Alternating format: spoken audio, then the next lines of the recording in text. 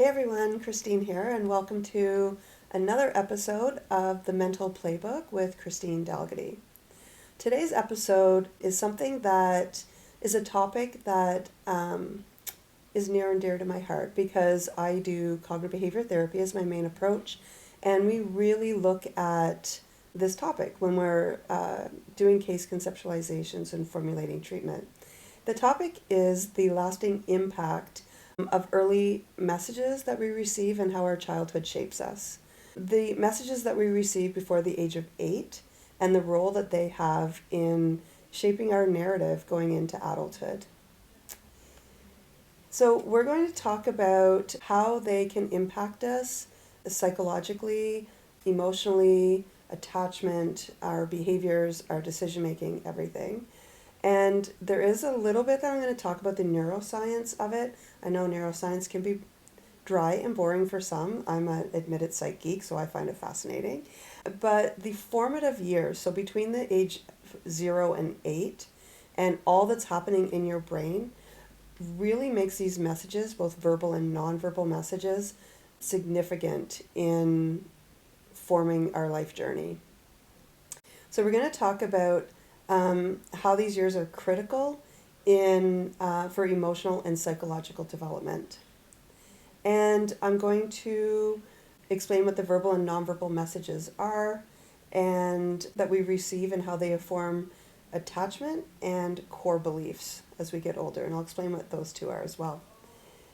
Basically, they form our narrative and how we see our world going as we grow and age. When I was talking about doing this podcast, this topic, in sessions and that sort of thing, I often hear when I say, the messages that we receive before the age of 8 and what they do, people often say to me, yeah, no, I don't want to go back there. I'm not going back into childhood. I'm not diving. I don't want to know. I'm messed up. Yep, I know, but I don't want to know. It's in the past. Leave it there. Fair enough.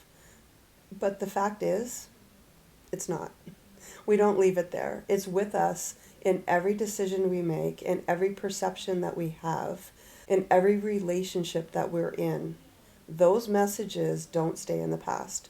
And in order to improve our lives, improve our relationships, change, we need to identify, acknowledge what those messages are for optimal improvement. So those are some, we're going to talk about that. I'm also going to share how you can change it. Just because they are your core beliefs and your attachment styles doesn't mean that we can't change it as we get older through therapy, through different techniques. How we can prevent the next generations, how we can help our kids and ensure that they don't develop negative core beliefs and insecure attachments. So, what are these early messages that I speak of? The early messages are both verbal and nonverbal cues that we receive from adults, from parents, from caregivers, from any adult in our life growing up, from peers, family members, our social surroundings during childhood. Verbal would be communicating through words, sentences, language, and nonverbal would be facial expressions and body language, eye contact, intonation, so the tone of voice, the tone that we use with children. If we yell at them all the time, that is going to form a core belief and attachment, actions, and observed behaviors. Last episode, when I was talking to Jade and we were talking about during the pandemic, how babies born during that time, I said, yeah, everyone was wearing masks. So they didn't develop that understanding of the nonverbals. That is exactly what I'm talking about here too. So those nonverbals, smiles. All a baby saw was your eyes. All toddlers saw were your eyes. So it's really hard for them to learn how to distinguish those nonverbal cues. So these messages can be positive, so love and encouragement, or they can be negative, criticism and neglect. Childhood messages can leave an impact on our emotional development. So some examples, negative messages, they usually come from parents, teachers, peers, and they can lead to limiting beliefs and toxic positivity. Toxic positivity is when we say, do not show emotion. Even if you're feeling bad, paint that smile on, quit crying, those kinds of things. So that we have this, I'm always happy, this positivity that isn't real. So for example, when we hear messages like, you need to toughen up, suck it up when showing emotions, or have parents who never showed emotions, who shove them down, you may grow up believing that emotions are bad, that we shouldn't show our emotions. We need to wrap those up. Positive messages. So these can shape our emotional responses and they can help with growth and change. So, for example, if your parents spoke about their emotions freely, if they expressed their emotions, if they allowed you to express your emotions and helped you navigate through difficult emotions, uncomfortable emotions, in a productive manner, you will typically, as you get older, have higher emotional intelligence and emotional maturity. So, core beliefs. These messages that we receive in childhood are the foundation for our core belief. And I'm going to explain what that is in a second. So both empowering and limiting. And they create mental scripts that influence our self-image and our worldviews. Childhood experiences, early childhood experiences in those formative years, shape our core beliefs and our expectations, our self-perception. A core belief is that deep-rooted view or belief about self, others, and our world. So your core belief is kind of like, I describe to clients, it's like putting those glasses on. It's the lenses that we view or that shape our perspective of our life, how we perceive our life. So it subtly guides our thoughts, our behaviors, our choices, our decisions, our emotions, changing that or creating that perception. The relationship between these early experiences and these foundational beliefs, significantly impact our identity, who we become, who we identify as, and our expectations throughout life, our aspirations. The messages from our caregivers, from our social environment during these formative years, so again between 0 and 8, influence our self-image. They influence how we see our whole world. The early messages, whether they're positive or negative, I'll probably focus more on the negative, but I also throw in the positive, only because the negative core beliefs are what I help people change. If you have positive core beliefs, awesome, perfect. You don't have to change those. These messages, whether they're positive or negative, continue to affect our decisions, our relationships, our perceptions, our behaviors into adulthood. And if we can understand and acknowledge them, like I said earlier, it's crucial for changing and improving our narrative for the rest of our lives. So that's why it's really good when we can see people when they're younger to try to change these core beliefs. Our life journey is profoundly impacted by this wide range of experiences in childhood and in these early years, these formative experiences. And I keep saying formative because I want people to understand those early years. It doesn't mean that as we get older, the messages that we receive, like, that doesn't just stop at 8, right? 12, 13, 20, they still form our core beliefs, but these early years, and I'm going to explain why and the changes in the brain in a little bit, are formative. So it could be, the comfort of a parent's hug that's going to form some of these narratives. It could be the difficulties of youth, right? Navigating through youth. They establish the groundwork for our core beliefs. The formative years are so crucial because of the brain's plasticity. That is the ability for the brain to grow and change. It is high this time during these years. It's at its highest during these years. It embeds, so because of this plasticity, it embeds these beliefs. So you can see why that becomes a narrative. It embeds the beliefs from our interactions. And during this time, concepts like cause and effect, right or wrong, and self-perception are created. So knowing that, you can see how it forms your narrative. So for an example, if a child is praised for their efforts consistently, doesn't mean that we praise everything they do, right? I know that people are going to say they have to hear they have to fail. Absolutely. But if they're praised, if their consistent message is more of praise for their efforts, they're going to develop confidence in their abilities. If a child is consistently criticized, they're going to develop a belief that they're inadequate, that they take into other years. And these are subtle influences, right? They're consistent. These messages aren't shaped, these core beliefs aren't shaped by grand events. They're these little day-to-day moments, those subtle moments, those subtle messages. A consistent lack of emotional warmth can instill unlovability beliefs, whereas a consistent adult provides consistent warmth, then a person grows up to believe that they're lovable. That's how simple it can be, and complex at the same time.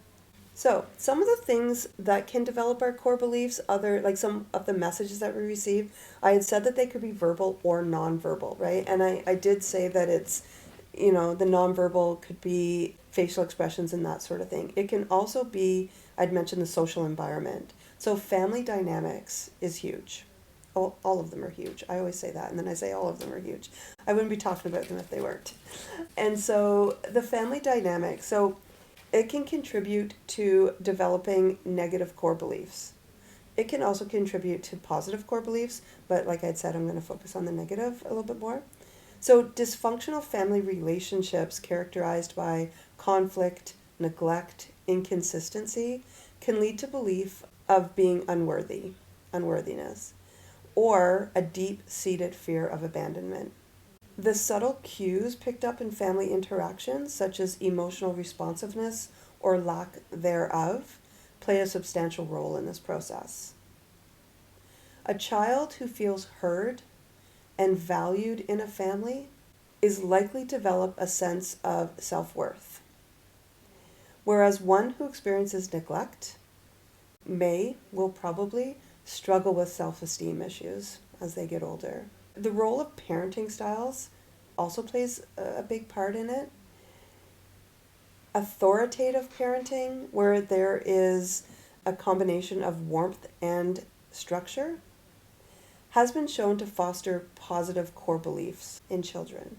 In contrast, authoritarian or permissive parenting styles contribute to less adaptive beliefs and behaviors.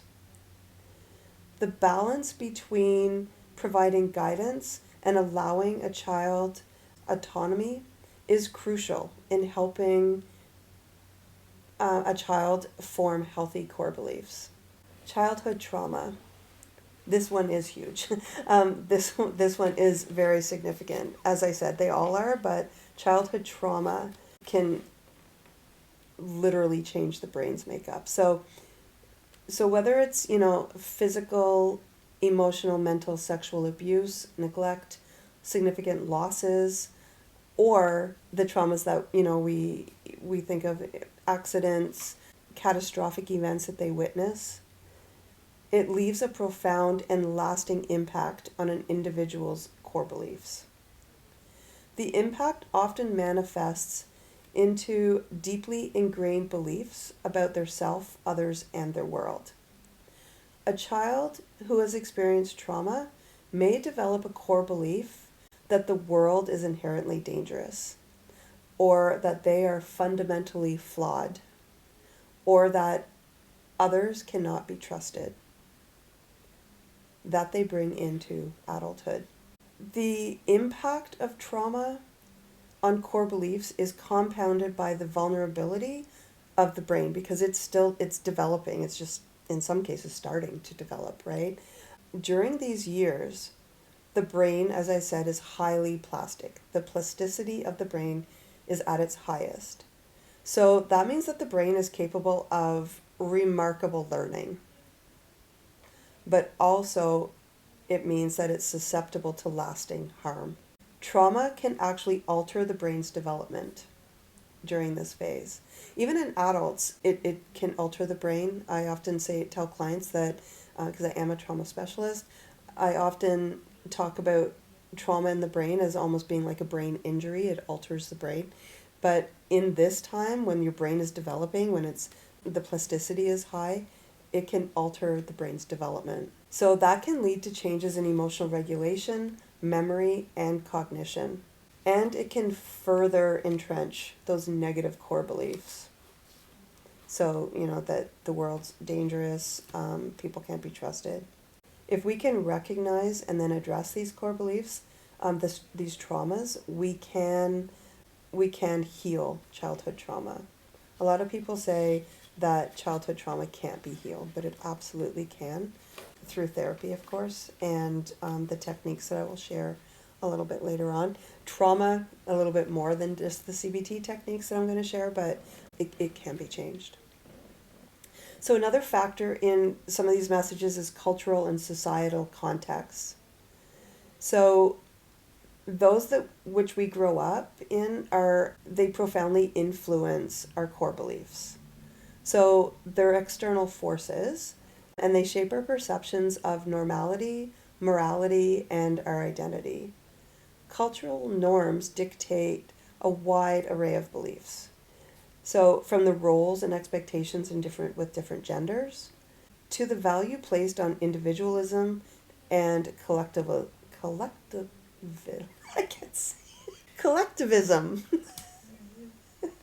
A child raised in a society that values community and family may develop a strong belief in the importance of social bonds, whereas a child that's raised in a culture that celebrates individual achievements would be more interested in individual success and not social bonds.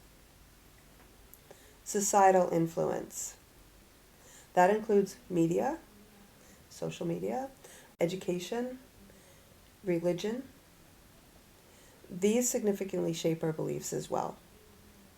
I don't have to go do a deep dive into social media and media and how it can affect our body image, our self-image, our aspirations, our perceptions, how children learn right and wrong, or the perceptions of what's right and what's wrong.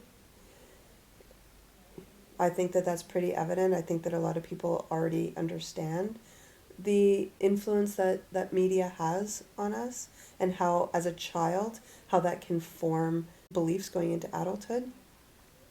Formal and informal education teaches us about the world, our place within it, and it influences our beliefs about what's possible for us, about what the world, what happens in the world. And also, with education, it can have that positive or negative in the sense that, whether we struggle, whether we have supportive teachers, whether we thrive, that perfectionism as well. And religion and spirituality. So whether it's organized religion, whether it's spirituality, I'm not saying that you should be involved in one or the other or either. I'm just using these in context. They offer a framework for understanding the metaphysical, shaping our beliefs that there's a possibility of a higher power, the existence of one, the nature of the soul, and the moral compass in which we navigate. Those influences can shape our beliefs going into adulthood. So to summarize some of those and things that I see in here, somebody who grew up in poverty, as an adult, even if you are financially stable, even if you're wealthy, you may still stress about money. You may still be very frugal. You may have a fear of spending because you don't want to experience poverty. Growing up in poverty has shaped that belief that fear of not having. Somebody who has been abandoned by a parent, they may form a belief that they don't deserve love. They may form an avoidant or an anxious attachment, which I'm going to talk about in a minute. So fearful of losing important connections. So anxious might be, they may be fearful of losing the connection, so they will do whatever they can to hold on to it. They almost panic. They conform to whatever that person wants. Or they may form an avoidant, which, I mean, is a little bit more complex than this, but, if they start to get close to somebody, they run. They make up reasons why they can't be in that relationship. If things are really good, they self-sabotage. They find flaws with the other person. So that basically it's so that, well, if they leave me, it's because of them, or I need to get out of this. I have these big feels. I need to get out before they hurt me. And so that has a significant impact on that person's ability to have a relationship for a lifetime. If you only receive praise for accomplishments, for the good things, or parents attach their feelings to your behavior, your accomplishments, you may grow up to be a people pleaser.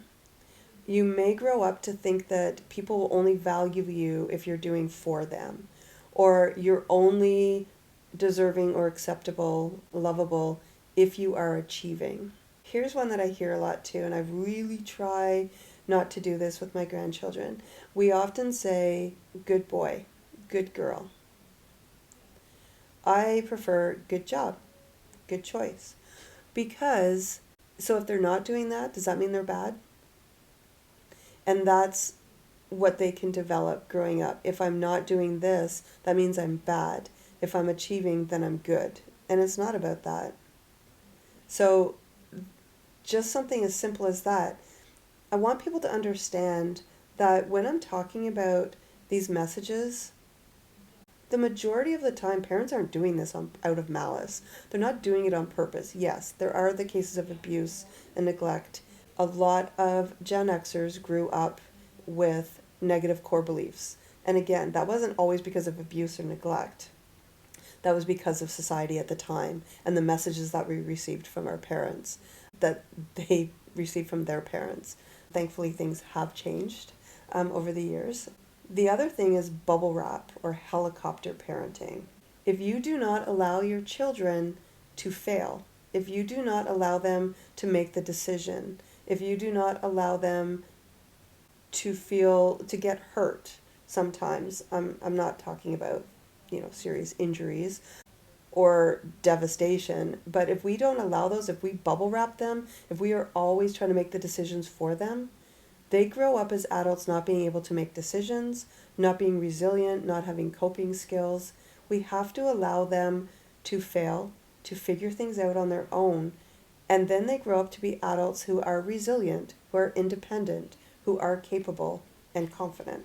All right, so I'm going to get into some of the neuroscience now, and I will try to make this as non-dry as possible. As I've said before, and I said earlier, I am a psych geek. I will admit it. I love this stuff. I find it interesting. And I have said in previous podcasts and videos that I believe that knowledge is power.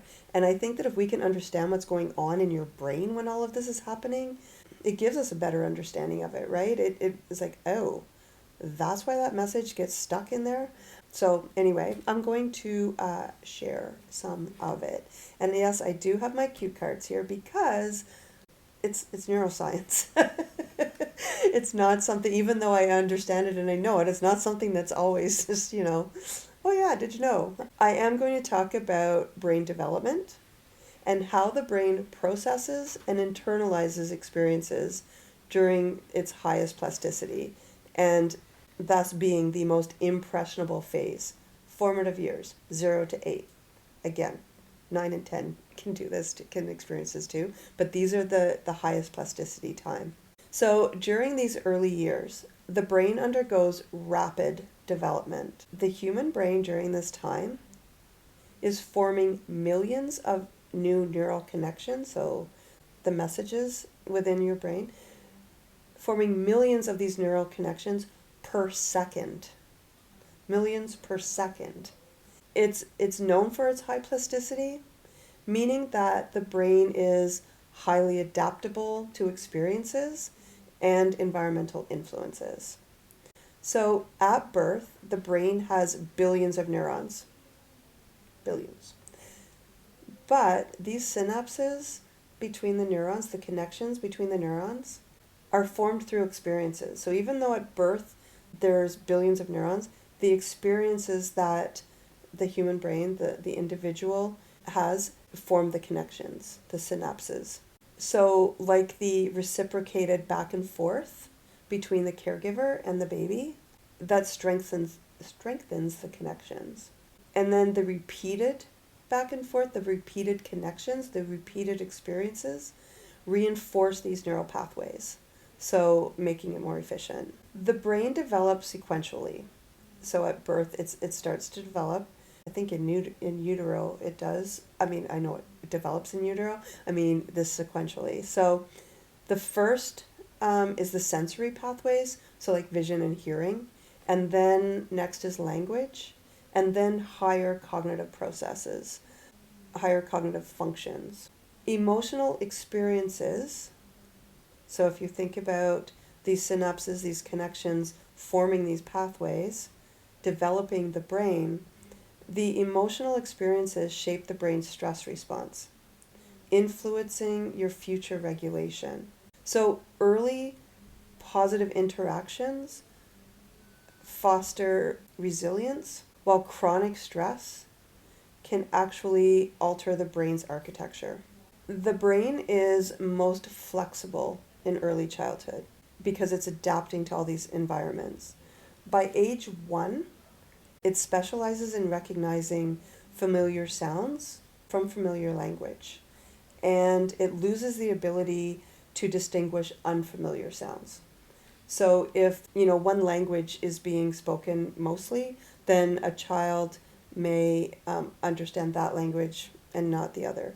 If the child is getting verbal messages, it doesn't have to be like a language, verbal messages. So if they're getting all positive verbal messages, remember this is before the age of 1 or up to the age of 1. If they're getting at this time, I guess, if they're getting more positive messages, then the negative messages they're not going to be as focused on. If they're getting all negative messages, then that forms their narrative. That's what they focus on. And as the child grows, there's pruning that occurs. So unused connections fade, while frequently used ones strengthen. So you can also see that if it's all negative connections that they're having, they strengthen, and the positive ones fade. And that's how part of the reason why the narrative is created into adulthood. Supportive environments enhance cognitive and emotional development. So neglect or trauma disrupts the neural pathways, affecting learning and self-regulation. Early social interactions shape our beliefs, our behaviors, and our future relationships. So how a child is treated, how these experiences and connections before the age of 8 can determine what their adult relationships are going to be like and how they're going to navigate those relationships. It's huge. So with these core beliefs, so these messages, these deeply rooted messages that we have about ourselves, others, in our world, the role of attachment and emotional connection also shapes our neural pathways. Early relationships, as I've said, build the brain. So I said early connections, but early relationships, there's the attachment part, will build the brain. So as we've said, the infant brain, the plasticity is high, meaning experiences that we have shape our neural circuits in your brain. Secure attachments with caregivers strengthen pathways related to trust, emotion regulation, and social bonding. Inconsistency can lead to heightened stress responses and difficulties in forming healthy relationships. So basically, if we have a secure attachment with our caregiver, we form more trust, we bond socially better, we have better emotional regulation. And if we don't get those secure attachments as infants, then it heightens our stress response and we have difficulty forming healthy relationships in childhood and adulthood. Oxytocin. I had one of my clients, when I explained what oxytocin was, asked me if I could bottle that stuff up. I'm like, I would be rich. Oxytocin is the bonding hormone, and it's released during positive social interactions, like hugging, eye contact, soothing words, and think of skin-to-skin contact with parents when a child's born. There's a reason, more so now, through studies of this, that now when a baby's born, throughout the past couple decades, but they put the baby right on the mother's chest or give to the father, the other parent, skin-to-skin contact. That is because that releases oxytocin in parent and child, and that helps form that bond. So that's pretty cool. This hormone, oxytocin, it reinforces the connections that promote safety and attachment. Reducing the amygdala, so the amygdala, to sum it up, is basically the center for fight or flight. So it reduces that activity and it lowers the fear and anxiety responses. So even though this is in infanthood, right, this goes with us through to adulthood. The impact of emotional regulation. Secure attachment aids development of the prefrontal cortex. The prefrontal cortex is literally right here. The prefrontal cortex is the part of your brain for rational thinking, decision making. It controls impulse regulation and, like I said, decision making. Also, the prefrontal cortex is not fully developed until you're between 25 and 27. So when I said, yes, the formative years between 0 and 8, but that doesn't mean that messages that you receive after that don't have an impact, because the prefrontal cortex isn't fully developed until, mid to late 20s. So subsequent messages are going to have an impact as well. Children with strong emotional connections manage stress and adapt better to challenges. Early neglect and trauma can lead to hyperactive stress responses and can complicate emotional regulation. So sometimes we may get adults that have significant anger issues, cannot regulate those emotions. It could very much be because of these neglect and trauma situations as children. And attachment patterns from childhood do affect adult relationships. Securely attached individuals often display stronger emotional resilience and healthier connections, and those with insecure attachment may struggle with trust, with intimacy, with emotional regulation, emotional expression. So a lot of times I have clients will say, like I say to my partner, like, are you happy? Do you want to be in this relationship? And they're like, absolutely. What are you talking about? And often I'll say, what was their childhood like?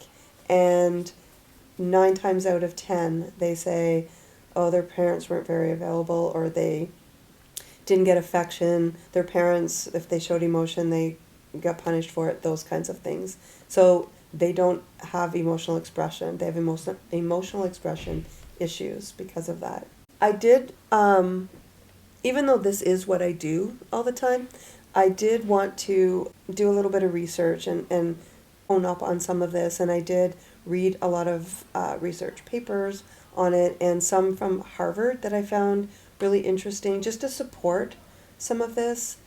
They did obviously support a lot of this, or all of it, in stating that with the brain's architecture and that it's most plastic in early childhood, it forms these neural pathways to influence the future, and that positive messages that we receive strengthen those neural pathways related to trust, emotional regulation, and learning.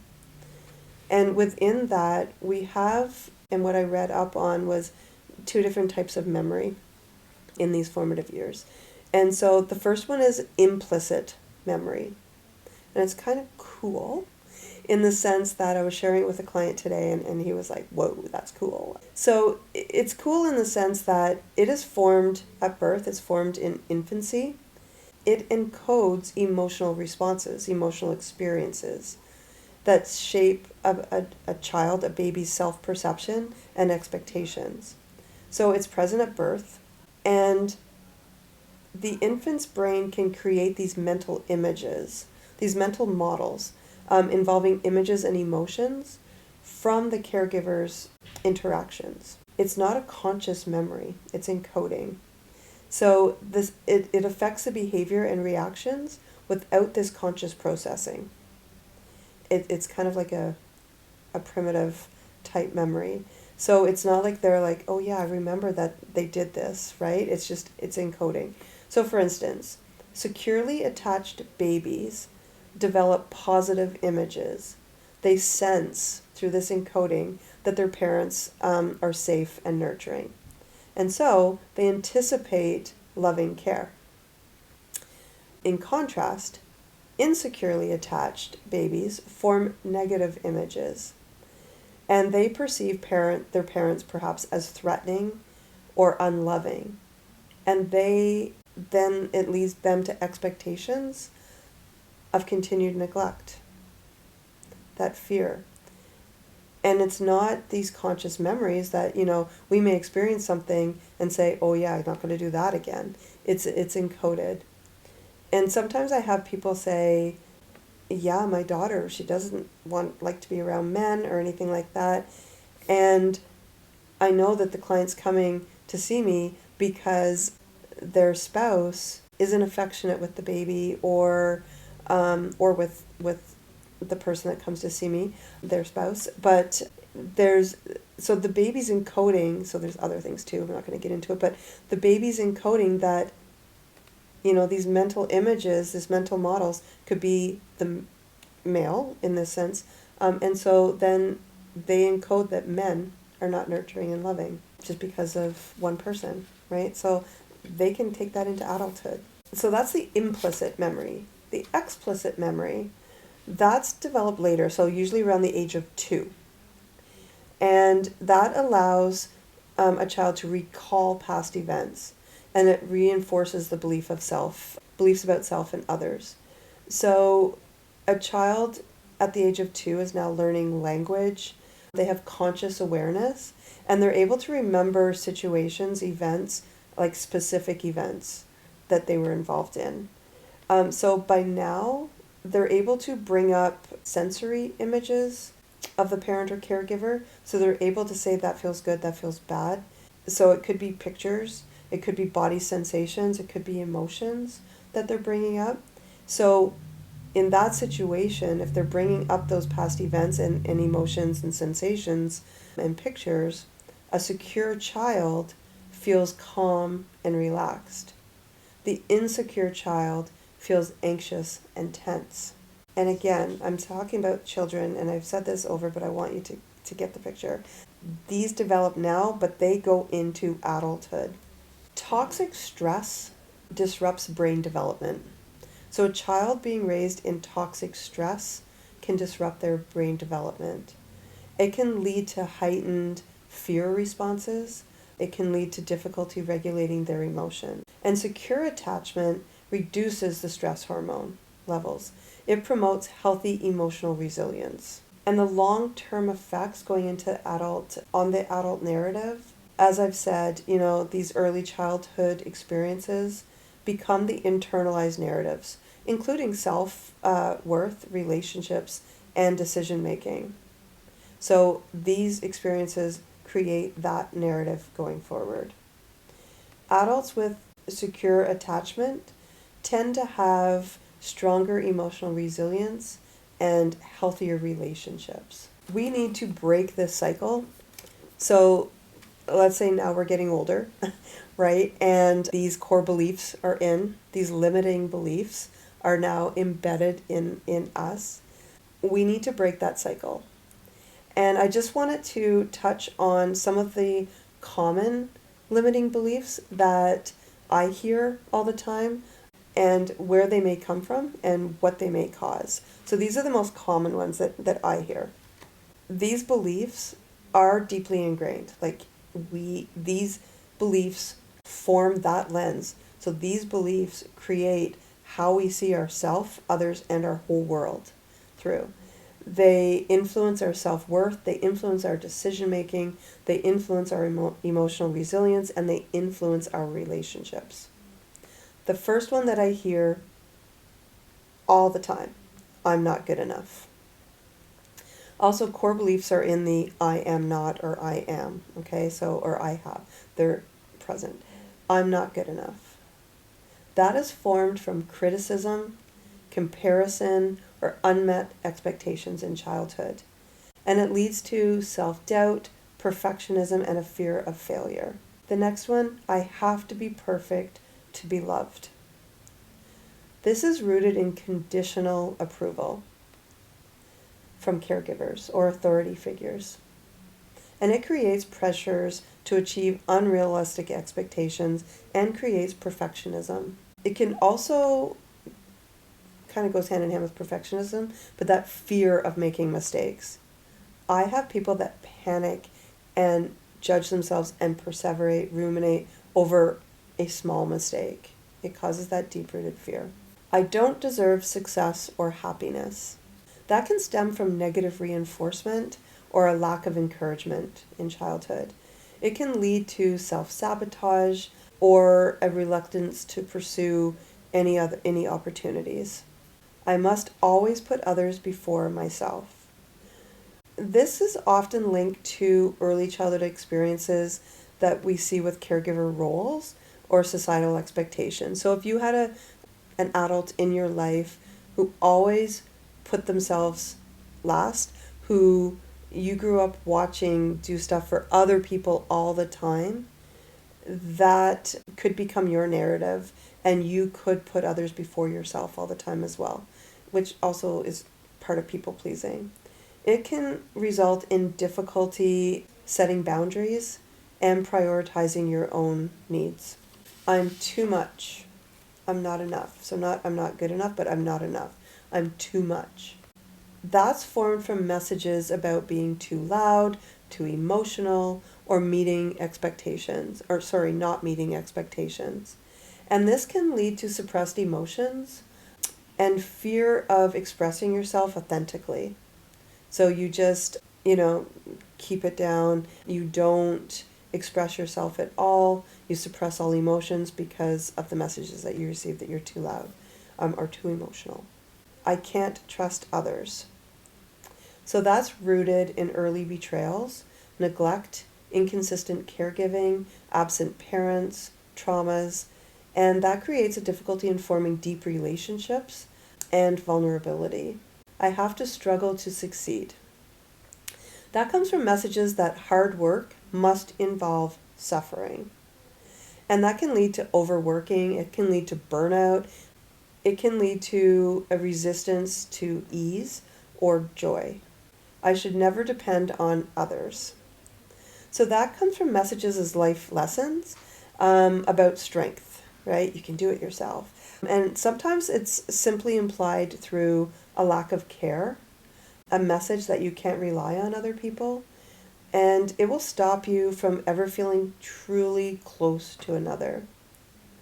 It can lead to struggles with being open to feeling intense connections in romantic relationships, really relying on that person, and an attempt to cope with grief alone. And it can feel like you always stand apart from the world around you. Another side of that, that can create this independence, I had wonderful parents, and my dad, and he didn't say it out of malice or anything, but a message that he always gave us, what he always said was, if you want something done right, do it yourself, right? And that became my narrative as an adult. And I joke, but it's true. I have different parts of my body glued back together, or stitches, because I will do things myself. I will carry extremely heavy things upstairs, I will build things myself, because if I want it done right, I'm going to do it myself. I have a hard time asking for help. I'm getting better at it, but I have a hard time doing that. And that, is that subtle message that my dad used to say all the time. And I know my siblings are the same. Again, it wasn't, a negative message that he was like criticizing us. It was just something he said about himself, but that became our narrative. Another one is, it's wrong to assert myself. So that might come from traditional parenting, where they believe a child should be seen and not heard. It can also come from, so you may have difficulty finding your voice then, speaking up, defending yourself. It can also come if you were raised in a house where one parent was in charge and one complied. They never asserted themselves. You may enter relationships not asserting yourself, not speaking up, or you may enter a relationship not allowing the other to assert themselves. The issue can also manifest into an unwillingness to defend yourself when someone tries to walk all over you, or might appear more subtly. So in a way, you always give your own preferences for what the other person wants, the social group. So how do these beliefs, I gave some of how they affect adulthood. I gave some reasons for, or ways in how they affect it, but they can influence your career choices. They can influence your relationships, your self-esteem. They can create patterns of avoidance, procrastination, or overcompensating. All right, so how do we change it? What do we need to do now as adults to change these core beliefs, to change the impact that these messages had on us? A very effective way to change it is cognitive behavior therapy. Yes, with a therapist is best, of course, because that is what they're trained in. But you can also use some of the techniques yourself. It doesn't always have to be with a therapist. It is difficult, sometimes to do it on your own, but I also don't want to come across as, because I'm a psychotherapist, that you must go to one. I do want people to be able to have the strategies. That's why I'm doing all these videos and podcasts to educate, so that you can use some of these tools. The first thing we need to do, the first step, is recognizing and challenging the origin of the harmful mental scripts. So, for those of you who said, I don't want to go into my childhood, I don't want to do that deep dive backwards into it, fair enough. But if we can recognize and challenge those mental scripts and find the origin of it, it's going to help a bit more. And so, how do we do that? The first thing we're going to do, write these down. First thing you're going to do is identify the negative core belief. We're going to pay attention to those automatic thoughts. Sometimes we call them popcorn thoughts, right? These automatic this negative self-talk, the negative core beliefs, these messages that pop in, like, I'm not good enough, I'm going to fail, I'm a failure. We're going to pay attention to them. And then we're going to journal them. We're going to track them. I do thought logs. And so in my thought logs that I give to clients, I will say, when these things come up, I want you to write down what you were doing, what the event was, the situation, whatever it may be. And then I want you to write down the thought that you had and how you were feeling, and then the behavior, the outcome, the consequence. So consequence means outcome in this case. So did you withdraw? Did you hide? Did you run? Did you get angry? Did you lash out? Whatever it may be. I want you to ask yourself, where did this originate from? What childhood experience did I have? Do I remember it? What was life like during those times? Was it social conditioning? Ask yourself some of these questions, okay? That's identifying it and understanding it. Then we're going to challenge the validity of the belief. This is where Socratic questioning comes into play. We're going to use it to examine the belief. What I say to my clients is, the first thing I want you to ask yourself is this my opinion, or is it based on fact? Okay? If it's your opinion, that's the core belief. Those are the childhood messages. If it's fact, so it would be the same for me, for you, for everyone, Okay, then we go with that. The next thing that ties in with that is, what is the evidence that supports this thought, this belief, this negative belief? And what is the evidence that contradicts it? Would I say this to a friend in the same situation? Would I tell my friend they're not good enough? Would I tell my friend they're a failure because they made a mistake? Or would I tell my child that? Replace the black and white thinking with balanced perspectives. So that's step 2. Step 1, identify it. Step 2, challenge it. Step 3, cognitive restructuring techniques. So this is where we're going to try to reframe that negative thought. This is all cognitive behavior therapy that I'm talking right now. This is what I do in sessions. We're going to try to reframe that thought. So instead of I always fail, maybe we're going to say I'm learning. Mistakes teach me. I'm improving. We're going to try some behavioral experiments. Test the new beliefs by making small positive actions. And then we're going to try some mindfulness. We're just going to observe our thoughts without judgment. We're just going to try to reduce that emotional reactivity. I'm having a thought that I'm a failure. Not I am a failure. I'm having a thought that I'm a failure. And then we can go a little bit further once we move on to what are the facts, right? What do I know to be true? Then we're going to, the step 4 is replace those limiting beliefs with empowering ones. We want to develop affirmations that counter the negative belief. So instead of I am a failure, I will fail, I am worthy of love and success. And I know sometimes people are like, that's kind of cheesy, right? But we want to replace that.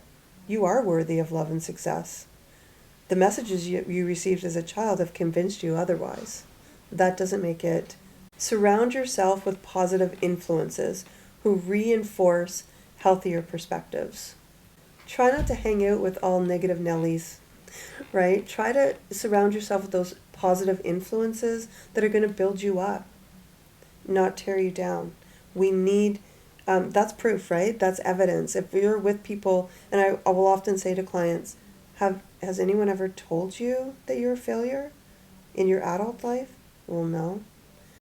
Does anybody tell you any positive things? Anything like your strengths? Oh yeah, someone at work told me this, and one of my friends said this. Okay.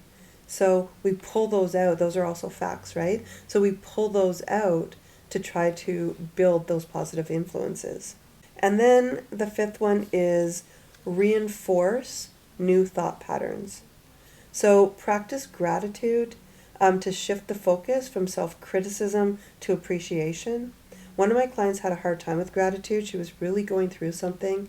And she said, I struggle with using gratitude because I don't feel grateful right now, but I know I have blessings.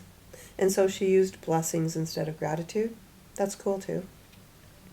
Visualize your success to strengthen those beliefs. I will get a client to visualize coping. That's called Cope Ahead that we do from dialectical behavioral therapy, but it's visualize yourself coping. If we visualize things, it gets embedded in there too, and it increases the likeliness for it, and it reframes, it reinforces a new thought pattern. And of course, seek some therapy for that. Within that, we want to develop the positive self-talk and affirmations. So when we identify those negative thought patterns, we're going to pay attention to the self-critical thoughts and those recurring negative beliefs. So we've done the thought log and everything. We're now moving over to the affirmations. We're going to write down common phrases that we say to ourselves. I'm not good enough. We're going to recognize that these thoughts are learned patterns. They're not absolute truths. They're learned patterns of behavior from the messages that we've received. We're going to acknowledge that. And then we're going to create a personalized affirmation. And it's going to be a positive, empowering affirmation, a positive, empowering statement that's going to counter that negative belief. And we're going to use present tense, like I had said earlier. I am worthy, instead of I will be worthy. No, you are worthy. And we're going to keep them specific and meaningful. We're going to practice these daily affirmations, we're going to practice these affirmations daily. We're going to say the affirmations out loud, or we're going to write them down. We're going to repeat them with conviction. Your brain responds to emotionally charged statements. When I'm with a client and I am doing therapy with them, and I am trying to change the statement to a positive affirmation or to a positive belief, I use emotional response in that. And so I don't just say, you are worthy. I say, you are worthy. I will say, yeah, that was difficult, but you did it. I don't just say, well, you did it, right?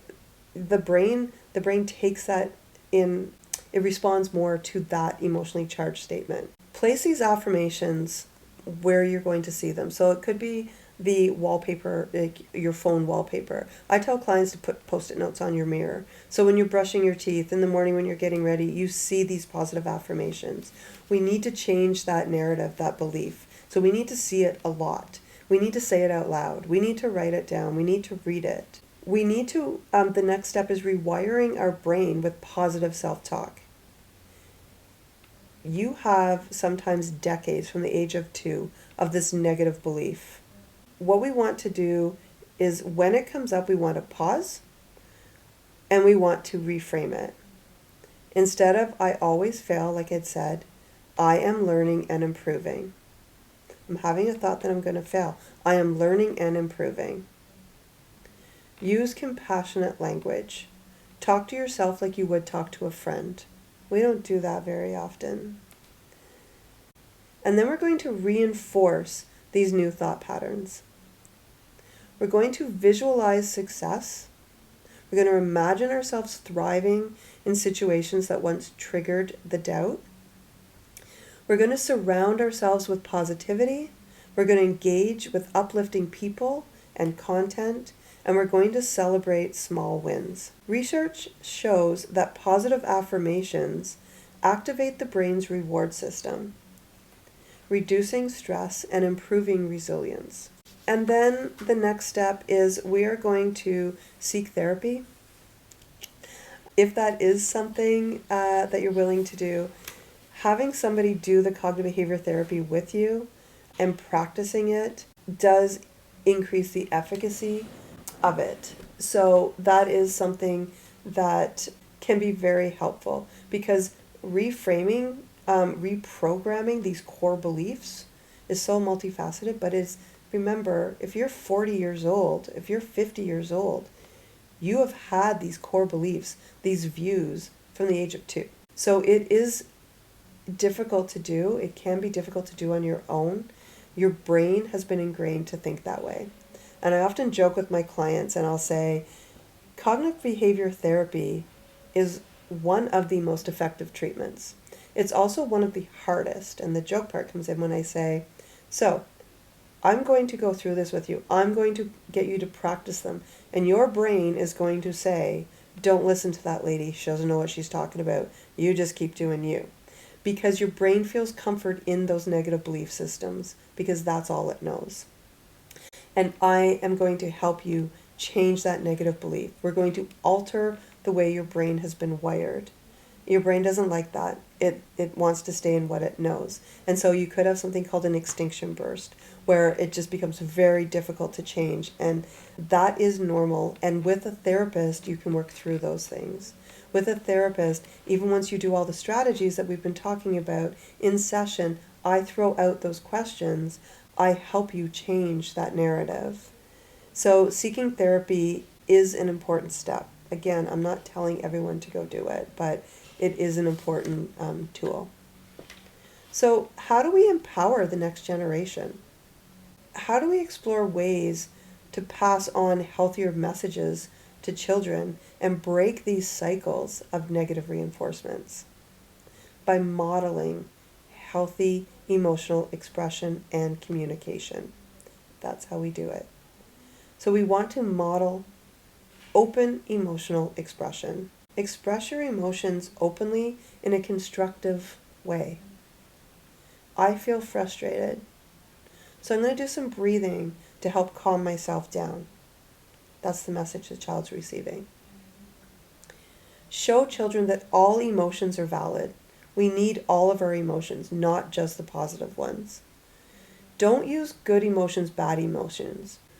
Like I had said in previous videos, I say uncomfortable and comfortable emotions because they aren't good or bad. We need them all. Avoid suppressing your emotions. Demonstrate healthy ways to process them instead. Then we want to validate and acknowledge feelings. Listen actively to your children when they express their emotions. Use phrases like, I see you're upset. Do you want to talk about it? That makes sense that you're upset. I probably would be too. Instead of dismissing their feelings, don't be silly. It's fine, just don't worry about it. You're overreacting, you're being ridiculous. That's dismissing their feelings. That is teaching them to suppress their feelings into adulthood. Teach them that emotions are temporary and they're manageable. Yeah, kids can get big emotions, so can adults. Kids look to us to help regulate. So remain calm. Listen, teach them that it's okay, we can manage this. They don't last forever. Teach emotional vocabulary. So help children name their emotions. It sounds like you're feeling disappointed right now. Use books. We have a lot of books here. You can find books anywhere. Storytelling, social stories, role-playing to express different emotions. Also, there are things like programs like the zones of regulation where the kids use colors to express their emotions. There's thermometers that we use. There's, emoji type facial expressions that they can use to identify, obviously dependent on the age, right? For small children, we might use some of the facial expression ones. We may use some stories to explain it. And then encourage open communication. So create a safe space where children feel comfortable expressing how they feel, sharing their thoughts. Uninterrupted. Don't be on your phone. Don't be watching TV. It's a time where you and your child or your family have that time to express their emotion and share their thoughts about things. Ask open-ended questions like, how did it make you feel? Instead of yes or no questions. And avoid judgment or punishment for expressing emotions. When we punish, when we judge those emotions, it leads to adults who suppress their emotions, don't feel comfortable in their emotions. And show children how to resolve disagreements calmly. You also want to use problem-solving language. All right, yeah, I get that. And let's find a solution. Let's do this together. Teach them that mistakes are learning opportunities. They're not failures. And then reinforce the positive emotion with coping strategies.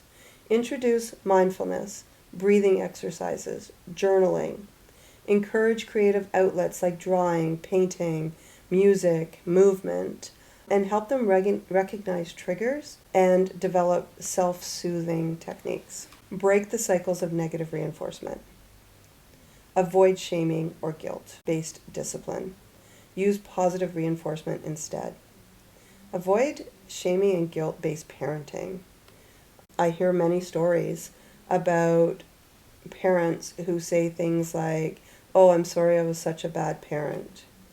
Oh, I guess this is just another way I'm letting you down, if they express things. And it's not always children, it's teens and early 20s, but that's parenting with shame and guilt. Teach self-compassion by modeling kindness. Replace stop crying with it's okay to feel that way.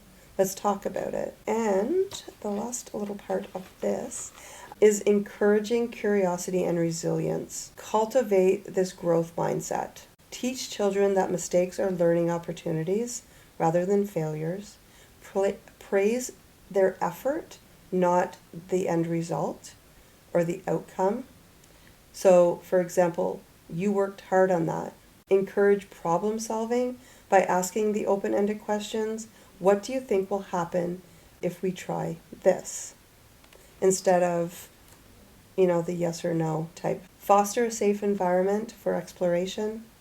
Provide opportunities for hands-on learning through experiments, creative play. Allow children to ask questions freely and explore the solutions without a fear of judgment. Model curiosity by showing enthusiasm and learning new things yourself. Teach emotional resilience, so help the children name and process their emotions instead of suppressing them. Encourage self-soothing. Normalize setbacks by sharing stories of overcoming challenges. Also, I think saying, oh yeah, that happened to me one time too. And this is what I did. Support independent thinking. Don't make all the decisions for your children. Allow them to make a decision. Don't speak for them. Let them form their own opinions and express their thoughts. Expose them to diverse perspectives through books and discussions and that sort of thing. And teach them to question assumptions and to look for evidence of things and not just take what people say. And reinforce positive coping strategies. So again, it's the problem-solving skills, encouraging perseverance instead of giving up, reminding them that setbacks are part of growth, and helping them develop a self-confidence by just celebrating small successes. We also want to cultivate a culture of unconditional love. And that is huge. So if you think about what I said about how, the insecure attachment or conditional love can impact our self-worth, can impact our brain development. Expressing love without conditions, so show affection regardless of their achievements. I love you no matter what. Avoid conditional phrases or conditional praises. I'm proud of you because you got an A+. Instead, I'm proud of your effort. Reinforce that love is constant, even during mistakes or challenges. Create a safe emotional space. So encourage open conversations where children feel heard and valued. Validate their feelings with phrases like, it's okay to feel sad, and I'm here for you. Avoid dismissing their emotions. Help them process and express them instead. We want to model healthy attachment. Attachment is huge. It's huge. I hear, almost every client I have will experience some kind of attachment issue. And that might be exaggerating. Maybe not almost every client I have, but so many of them have some kind of attachment issue. And we need to model those healthy attachments. We need to be consistent and reliable in our support of children. They have to know that they can rely on us. We need to show physical affection, providing hugs, holding hands. We need to reinforce that security. And we need to engage in quality time to strengthen emotional beliefs. With devices and everything now, quality time is limited. Quality time does not mean we're going to sit on our phones together. We're going to watch TV together, although that can be quality time, the TV, depending on what it is. Quality time is uninterrupted, eye contact, fully involved time together. We want to encourage self-acceptance. We want to teach children that they are enough just how they are. They don't need to be something for us. We need to help them recognize their strengths and their unique qualities. And we need to avoid comparisons, comparing them, and just celebrate their individual journey. So messages like, oh, that's really good. Did you know that your brother also did this and this? Is going to form those negative self-beliefs, those negative core beliefs. And we want to build a culture of belonging. We want to foster family traditions that create connection. We want to encourage teamwork and collaboration in our daily activities. And we want to teach inclusivity. And we want to break cycles of negative reinforcement. Replace criticism with constructive feedback. Let's work on this together instead of, you always mess up. Avoid shame or guilt-based discipline.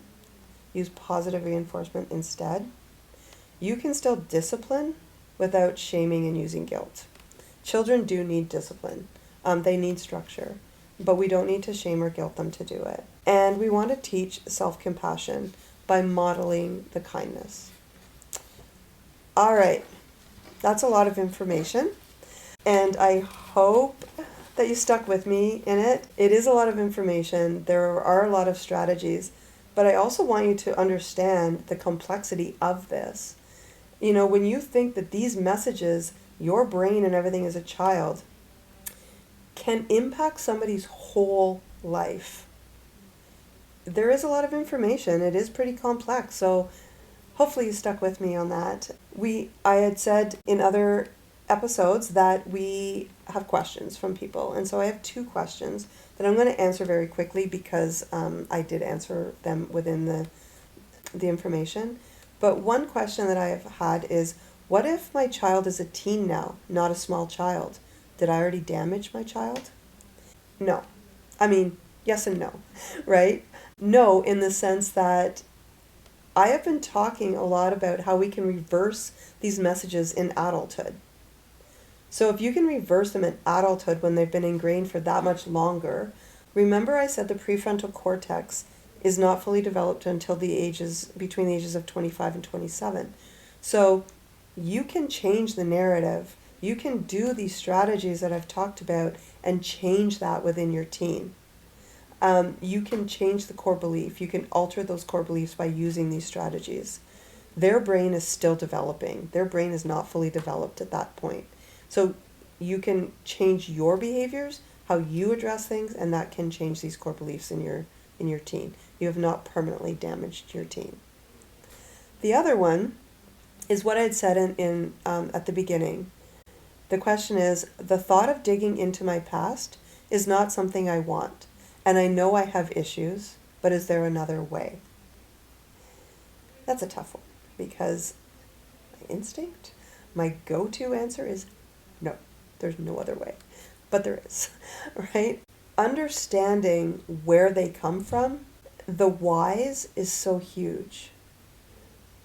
Catching yourself using the self-talk, the negative self-talk, which affirms your core belief, and investigating where it came from is so beneficial in changing the narrative and challenging the behavior and the perception when we understand where it came from.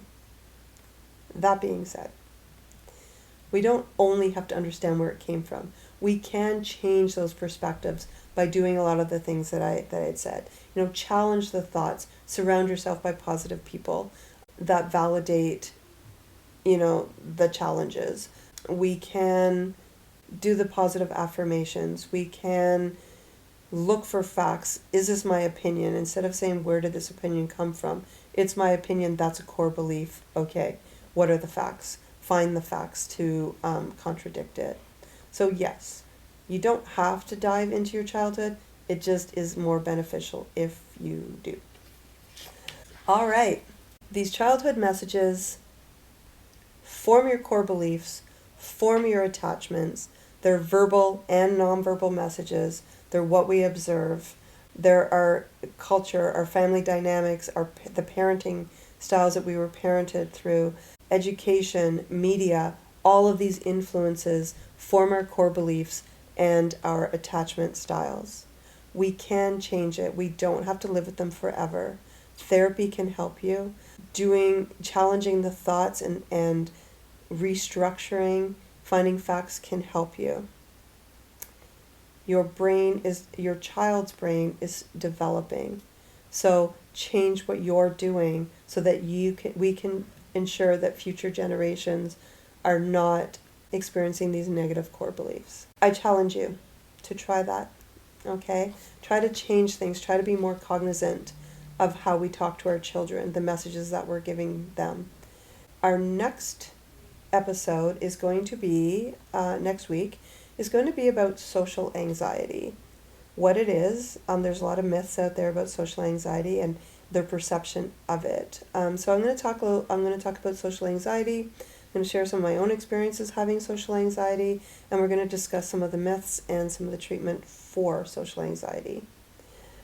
So I look forward to seeing you all next week. If you would like to support us, please follow us or subscribe to us on YouTube, and that will help us out. And take care of you.